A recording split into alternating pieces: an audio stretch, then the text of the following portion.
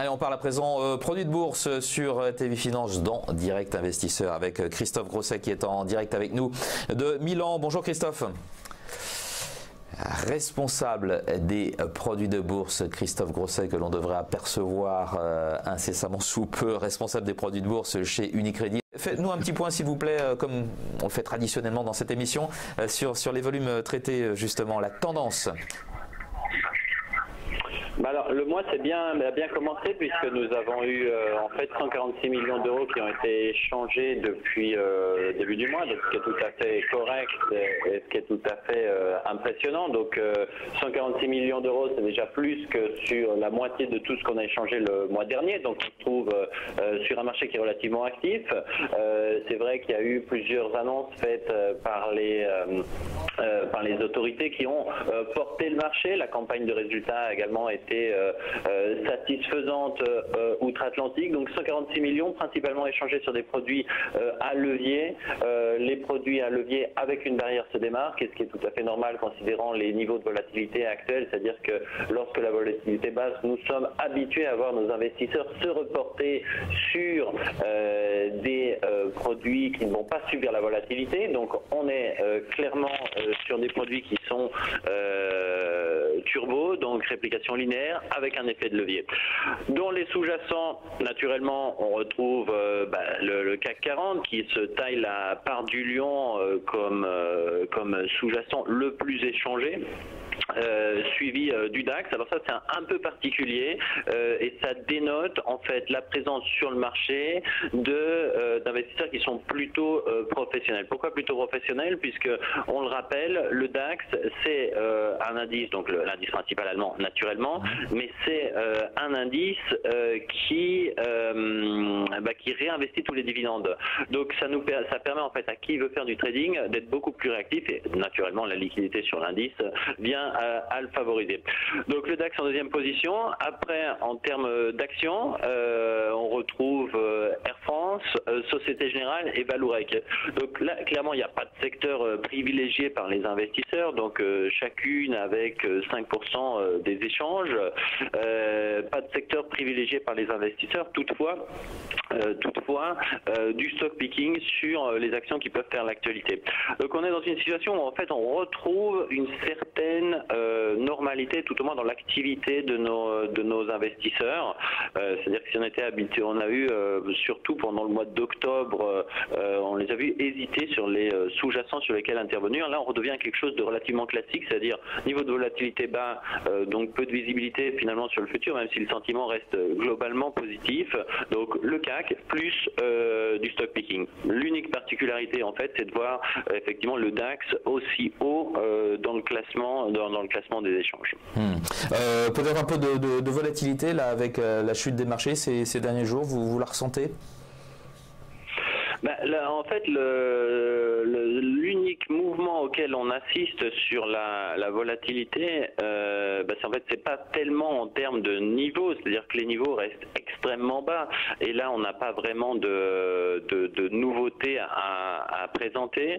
Là où c'est intéressant de regarder, c'est la façon dont évolue l'estimation des investisseurs dans la durée. C'est-à-dire que on les avait vus prendre des positions, et là je parle des investisseurs institutionnels, des positions plus de protection sur relativement du court terme, c'est-à-dire se positionner sur des protections, donc l'achat de put jusqu'au mois de décembre, donc des produits qui pouvaient protéger leur portefeuille jusqu'au mois de décembre. Là, ce à quoi on assiste dans les dernières séances, c'est en fait un report de ces positions sur l'échéance mars. Donc on reste fondamentalement sur une situation attentiste de la part des investisseurs institutionnels qui attendent en fait depuis relativement longtemps une éventuelle correction, qui tout au moins maintenant cherchent plutôt à se protéger, donc et non plus à se positionner sur d'éventuelles évolutions de la volatilité. Et pour nous investisseurs particuliers, on reste dans le même scénario de pouvoir proportionnellement bénéficier de niveaux de volatilité à moyen long terme. Moyen long terme, je parle donc de produits qui vont avoir une maturité en juin, septembre ou décembre de l'année prochaine, à des coûts relativement bas. En fait, c'est proportionnellement plus bas par rapport à ce qu'on pourrait s'attendre dans un marché normal. Donc ça peut être le moment, soit de suivre ce que font les institutionnels en mettant en place des protections. Pourquoi pas? D'un autre côté, quand on est sur des produits de bourse, c'est pas forcément la partie la plus où on va chercher le plus de protection, mais on va plutôt aller chercher de la performance, et ça le dénote bien l'activité. Donc le CAC sur des mouvements, le mouvement des dernières séances qu'on a vu, qui était quand même à saisir, plus du stock picking sur les actions qui bougent. Donc et là-dessus, on a trois sous-jacents qui sont vraiment détachés du lot. Donc Air France, on aurait pu, on peut toujours d'ailleurs se positionner sur le titre en utilisant des varans. Donc là, dans la ligne de ce qu'on est en train de dire, effectivement, on ira chercher... Varan, hein. Celui que l'on montre là, c'est un varan. Donc les varans, je rappelle, c'est des produits qui bénéficient de la volatilité, donc qui bénéficient lorsque la volatilité monte et sont pénalisés lorsque la volatilité baisse. Très clairement, là, on va aller chercher des produits donc qui vont être un peu plus longs, donc maturité juin. On pourrait, par exemple, aller chercher un call 14 si on est haussier, ou un put éventuellement 12 ou plus bas sur l'action. Donc ça, c'est le scénario qu'on peut mettre en place. Deuxième approche sur le deuxième titre, c'est pour illustrer un petit peu quelle est l'activité de nos investisseurs, c'est d'aller investir intraday. Donc là, investir intraday, le produit pour le faire en Bourse de Paris, il n'y en a pas 50, mais il y en a un, c'est les certificats leverage et short. Pourquoi les certificats leverage et short? Parce que simplement en intraday, c'est-à-dire durant la même journée, excusez-moi l'anglicisme, on n'a pas de coût en fait, donc on commence à payer seulement si on garde le produit au-dessus, donc plus longtemps, sur plusieurs jours, donc on paye en fait pour chaque nuit qui passe, et par contre pendant la journée c'est vraiment sans coût, et là on a 5 fois la performance de l'action, donc ça peut être effectivement une stratégie à suivre. Donc les certificats leverage et short sur l'action Société Générale par exemple. Donc en Bourse de Paris, donc on a des leviers qui vont jusqu'à 5.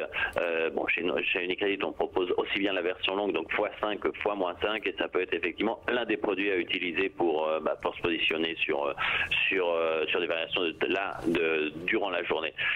Vallourec, c'est un turbo, hein. Vous allez nous en parler maintenant.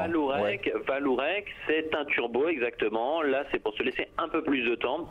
On se rappelle, on est en début de mois, donc on va se reporter clairement sur un produit à levier, donc ceux qui sont en fait été le plus échangés. Turbo limité best, par contre, ça c'est important parce que c'est une action sur laquelle on peut avoir un peu plus de délai. Et là, on va choisir en fonction du levier, sachant qu'effectivement, on va éviter des leviers peut-être trop élevés. C'est-à-dire que dans la gamme de produits qu'on va proposer, on va avoir des leviers qui vont monter jusqu'à 15. Ceci dit, il serait peut-être plus adapté d'aller sur des leviers de 4 voire de 6 qui sont quand même plus contenus. C'est-à-dire qu'on va pouvoir investir 4 ou 6 fois moins de capital et profiter des mouvements. Très bien. Écoutez, c'est tout le temps qui nous reste. Merci beaucoup Christophe Grosset pour ce point très complet sur la tendance sur les produits de bourse et toutes ces stratégies que vous nous proposez aujourd'hui. Christophe Grosset, responsable des produits de bourse chez Unicredit.